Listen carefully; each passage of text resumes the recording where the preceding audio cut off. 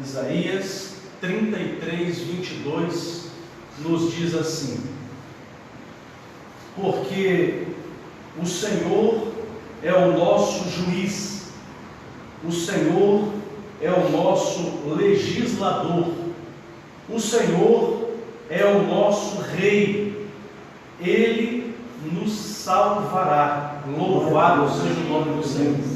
Nós vamos agora fechar os nossos olhos, todos nós que estamos aqui, os irmãos que estão conectados conosco, e nós vamos orar nesse momento para suplicar ao Senhor que o Espírito Santo possa trabalhar nos nossos corações, nas nossas mentes, de tal forma que esta palavra possa ser entendida por cada um de nós, e que nós possamos viver essa palavra com entendimento, com gratidão, com louvor ao Senhor, aquele que nos salvou. Vamos fechar os nossos olhos e vamos orar ao Senhor nesse momento. Nosso Deus, nós oramos a Ti, Senhor, e Te suplicamos que em nome de Jesus, o Senhor possa se mover de compaixão para conosco, que a Tua graça, Senhor, possa ser derramada sobre nós, que o Teu Santo Espírito, este Espírito glorioso, bendito, que convence o homem do pecado, do juízo, que conforta os corações, que sela o homem para uma vida eterna contigo, que esse Espírito Santo, ele possa trabalhar nos nossos corações, nas nossas mentes, de tal forma, Senhor, que possamos sair daqui deste local, não da forma como entramos, mas que possamos sair com mais compreensão, com mais amor, com mais vontade de nos santificarmos em Tua presença, com mais desejo e fervor de viver uma vida santa na Tua presença, para a honra e para a glória do Teu nome, Senhor. Nós oramos assim em nome de Jesus. Amém. Meus irmãos, o Senhor, Ele é juiz, legislador e rei. Nós acharemos essas três características do Senhor dentro do tema dessa noite, que é o Deus de aliança. Nós vamos falar a respeito das alianças de Deus, da aliança do pacto de obras e da aliança do pacto de graça. Deus criou todas as coisas. Imaginem, nada do que existe existia. Não havia terra, não havia céu, não havia espaço, não havia vegetais, não havia legumes, não havia vida na terra, não havia vida dos mares, não havia vida nos ares, não havia absolutamente nada.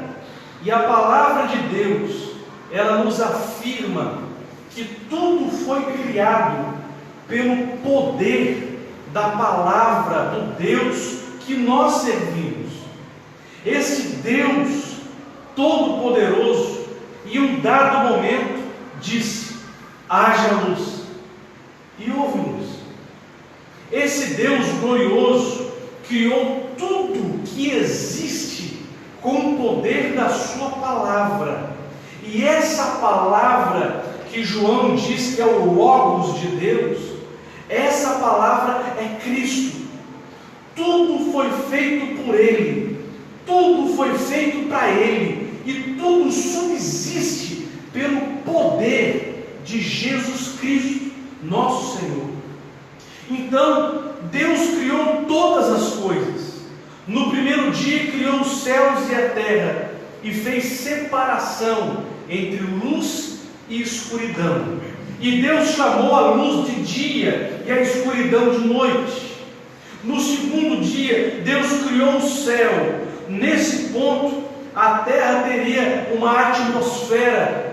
Não havia o céu azul que nós vemos.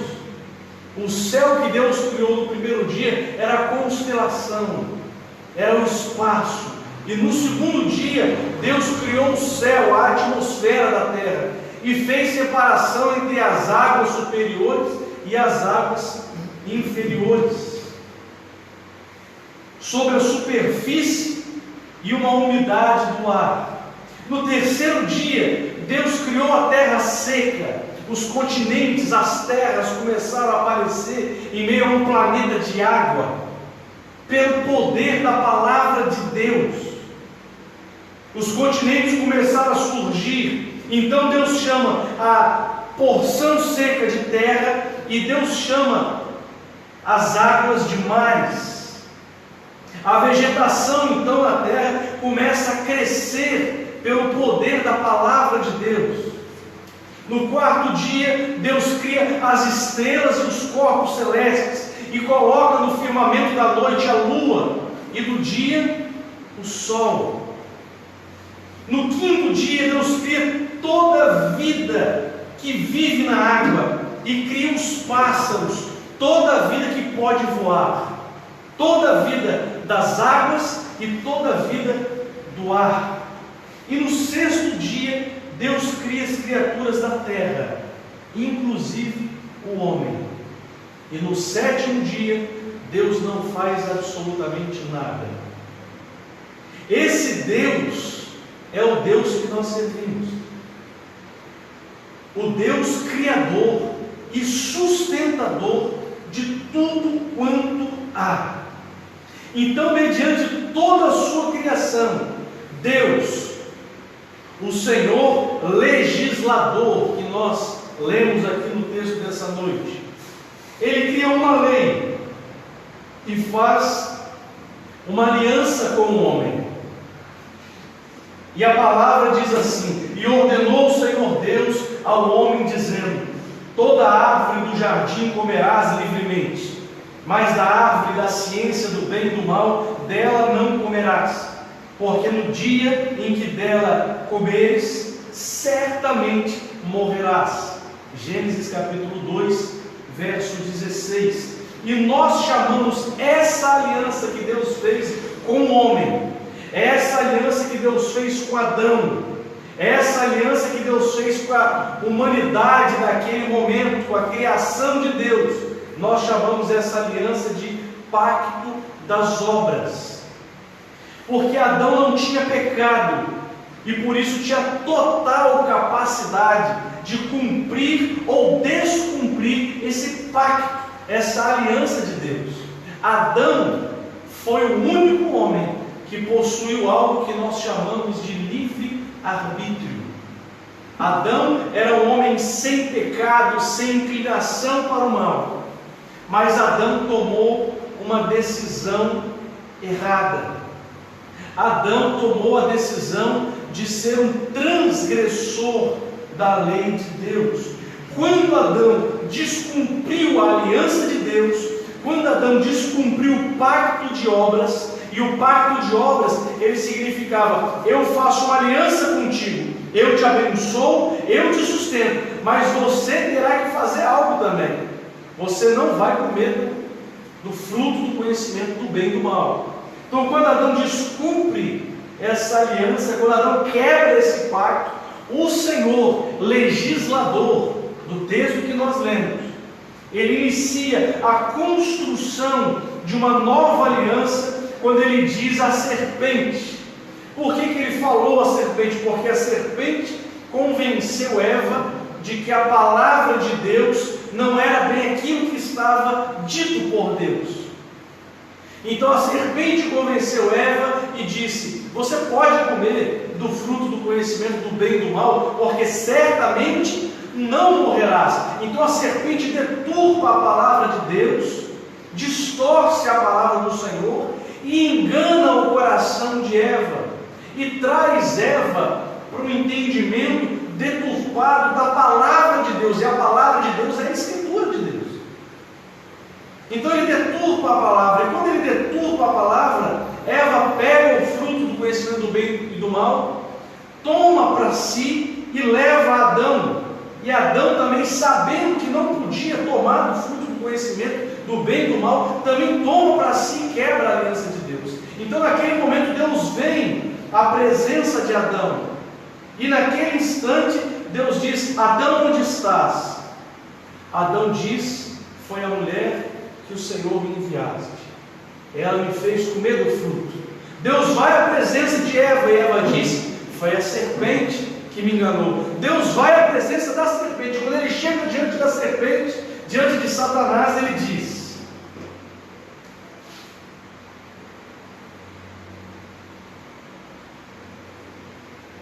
porém inimizade entre ti e a mulher, entre a tua semente e a sua semente. Esta te ferirá a cabeça, e tu lhe ferirás o calcanhar. Gênesis capítulo 3, verso 15. Ali estava o início de uma revelação progressiva de uma nova aliança, quando ele dá uma pista daquilo que haveria de acontecer. Aquilo que Adão fez, a transgressão de Adão, a transgressão de Eva, a enganação da serpente, o pecado que entrou. Pecado significa transgredir a lei de Deus. O legislador, ele fez uma lei, e o homem transgride essa lei. Essa lei se chama pecado contra Deus. Quando isso acontece, então Deus chama a serpente e mostra o início de um projeto. O legislador iria fazer uma nova lei, uma nova aliança, um novo pacto, não mais um pacto de obras. Por que não mais um pacto de obras? Porque agora Adão e toda a sua descendência não mais teriam livre-arbítrio. O homem estava agora morto em seu pecado, morto em sua transgressão, e não era mais digno de receber a glória e a presença de Deus, e sim digno de receber o juízo. O Senhor é o nosso juiz, e o juiz iria julgar aquela causa, cujo Adão e Eva eram pecados, eram culpados diante de Deus. Então, de forma progressiva, Deus revela a sua nova aliança, e Deus faz uma nova aliança, e essa nova aliança, ela apontava para Cristo, porque em Romanos capítulo 16, verso 20, a palavra de Deus nos diz assim: haverá um dia para a maldição da serpente, um dia para o fim do pecado, e o texto diz: e o Senhor, Deus de paz. Deus de paz por quê? Porque o homem estava em guerra contra Deus, o homem estava morto diante de Deus, o homem era transgressor, o homem era um fugitivo diante da lei de Deus, e em guerra com Deus. O Deus de paz, ele esmagará em breve Satanás debaixo dos vossos pés. A graça do nosso Senhor Jesus Cristo seja convosco. Amém. Ou seja, Jesus Cristo iria pisar a cabeça da serpente. A semente que viria da mulher era uma profecia a respeito de Cristo. Quando Cristo veio da semente da mulher, veio de Maria. Bendita entre as mulheres és tu, Maria, bendito é o fruto do vosso ventre, disse o anjo para ela.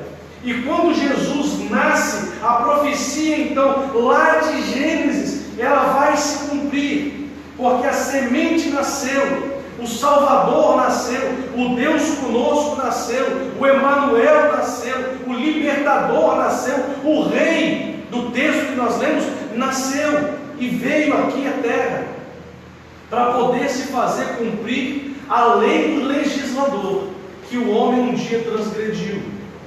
Então, de forma progressiva, Deus revela a sua nova aliança. Deus faz uma aliança com Noé, mostrando que essa aliança que Deus fez com Noé, ela apontava para a aliança principal que Cristo iria fazer conosco na cruz do Calvário. Deus fez aliança com Noé, e essa aliança apontava para a nova aliança que seria revelada posteriormente. Então o texto diz: mas contigo estabelecerei o meu pacto, estabelecerei a minha aliança, e entrarás na arca, tu e os teus filhos, e a tua mulher, e as mulheres de teus filhos. Gênesis capítulo 6, verso 18. Jesus, irmãos, é o Noé que estava lá no passado. Quando nós olhamos para a aliança que Deus fez com Noé, essa aliança representava a aliança nova que Deus fez a partir do pacto das obras. E esse pacto nós chamamos de pacto da graça. Por que pacto da graça? Porque pacto das obras, Adão, ele iria fazer para receber, e ele tinha um livre-arbítrio, ele merecia a salvação. Mas quando ele transgride, ele é merecedor da morte. Ele é réu do juízo de Deus. Então o pacto da graça significa: você merecia a morte, Adão. Nós, descendentes de Adão, merecíamos a morte. Mas Deus, pela sua graça, Ele faz uma lei, uma nova aliança para salvar os seus, ao qual nós que estamos aqui, você que está nos ouvindo, nós fazemos parte dessa nova e bendita aliança. Jesus é o construtor da arca chamada graça. Esta arca foi feita na cruz do Calvário, em 3 dias, quando Jesus morre e ele ressuscita. Essa é a nova aliança. Quem estiver na arca será salvo. Quem estiver em Cristo será salvo. Mas quem foram aqueles que entraram na arca? Foi a descendência de Noé. Não foram todos os povos da terra. Depois a palavra de Deus ela faz 2 comparações que nós já falamos aqui, vamos repetir de forma breve. Ele faz a comparação do povo de Esaú e o povo de Jacó. O povo de Esaú não vai entrar na arca, e o povo de Jacó vai entrar na arca. Quem é o povo de Jacó? É a nação eleita, é o povo sacerdotal, é a igreja de Jesus Cristo. São todos aqueles que se lançam aos pés do Senhor e se arrependem dos seus pecados, que confessam, não só com a boca, mas com todo o seu ser, com todo o seu coração, que Jesus Cristo é o Senhor. São aqueles que choram aos pés do Senhor e têm a sua vida completamente transformada, como o louvor que nós entoamos. São aqueles que foram atraídos gentilmente para a cruz, e quando olham para a cruz, não vão escarnecer de Cristo, mas enxergam o Salvador e reconhecem a Cristo como tal, e se lançam aos pés de Cristo, e se rendem ao Senhor, choram, se arrependem, e têm a sua vida transformada. As vestes sujas são rasgadas e jogadas fora, e uma nova vestimenta é colocada sobre eles. E essa vestimenta é a vestimenta dos eleitos de Deus, é o selo do Espírito Santo. E quando nós somos selados, o louvor que nós entoamos, nada poderá nos separar do amor de Deus em Cristo Jesus. Se estamos em Cristo Jesus, nós entramos na arca. E o dilúvio veio, e foi um juízo sobre toda a terra. E o dia do grande julgamento de Deus também virá. E a palavra de Deus diz: não mais por água. Não vai ser mais daquela forma o juízo de Deus. Por quê? Porque apontava para o juízo final de Deus. E o juízo final de Deus vai ser quando literalmente essa profecia de Gênesis se cumprir. Quando Jesus Cristo, de uma vez por todas, pisar na cabeça de Satanás, aniquilando Satanás e lançando Satanás, os demônios e os ímpios no fogo e no tormento eterno, na santa ira de Deus. Esse momento será o momento do juízo, e o momento da glória, o momento da bênção, o momento do ápice do amor de Deus em Cristo Jesus. Será quando nós entrarmos na arca de uma vez por todas. E essa arca ela se faz de uma forma profética quando Cristo vem nas nuvens. E nas nuvens, sem encostar na terra, como a arca flutuava naqueles dias, Jesus Cristo nas nuvens vai chamar para si os seus eleitos, como Noé chamou todas as espécies de bichos, de animais que Deus mostrou para ele. E todos os animais começaram a se levantar e começaram a entrar na arca, eles e a sua família, a família de Noé, os seus filhos e filhas, e também todos os seres da terra que Deus quis poupar. Nós seremos poupados do juízo de Deus por Cristo Jesus. Por isso, irmãos, que quando nós nos reunimos aqui, toda honra, toda glória, todo louvor sempre é dado, não ao homem, não ao pregador, não à placa de igreja. Isso não significa nada para nós. Toda honra, toda glória, todo louvor é dado a Jesus Cristo, porque Ele é o nosso Salvador, Ele é o nosso juiz, Ele é o nosso legislador, e Ele é o Rei, o nosso Salvador. O legislador faz a lei, o homem transgrediu a lei, o juiz vai executar a sentença, e aí vem o Rei nesse meio tempo, e o Rei dos reis, Senhor dos senhores, encarnou, veio ao mundo, morreu em meu, em seu e em nosso lugar, e Ele nos salvará. Ele nos salvará. Então o Rei, Ele te tira do juízo de Deus. Deus é o legislador, o homem é o transgressor, Deus é o juiz que vai executar a sentença, mas o Rei vem e pega os seus e coloca dentro da arca, coloca em Cristo, e a sentença não veio mais sobre nós, a sentença veio sobre Cristo. Por isso Ele construiu a arca da aliança na cruz do Calvário, para a minha, para a sua e para a nossa salvação.